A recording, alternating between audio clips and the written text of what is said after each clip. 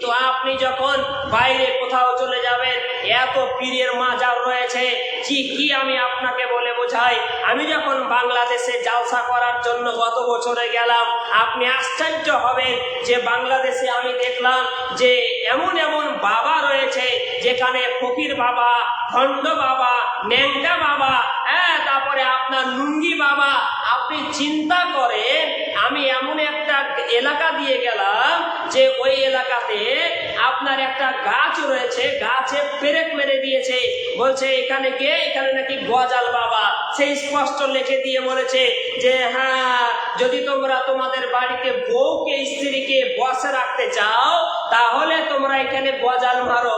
মানে আশ্চর্য ব্যাপার, এরা বলছে যে তোমরা যদি এখানে আসো তাহলে তোমাদের সমস্যা সমাধান করে দেব।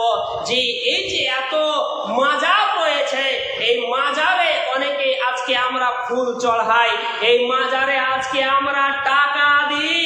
আর এমনও মানুষ আছে যার বাড়িতে পিতা মাতা খাবার খেতে পায় না, আর ওই ব্যক্তি মাজারে গিয়ে ফুল চড়াচ্ছে আর ছাগল মান্যত করছে, মাংস মান্যত করছে, আর আপনার বিরিয়ানি খিচুড়ি রান্না করে আপনার যারা ভক্ত আছে তাদেরকে খাওয়াচ্ছে।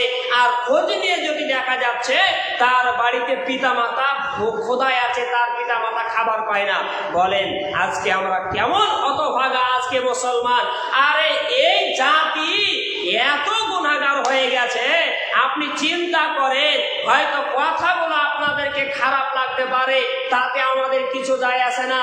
আপনি চিন্তা করে দেখেন, একটা মেয়ের সন্তান হচ্ছে না, ওই সন্তান নেওয়ার জন্য আজকে কার কাছে যাচ্ছে ভাই? পীরের কাছে যাচ্ছে, আপনার ওই কবর বাবার কাছে যাচ্ছে। আচ্ছা বলে কোন পীর, কোন কবর বাবা ওই মেয়ের গর্ভে আপনার সন্তান এনে দিতে পারবে না?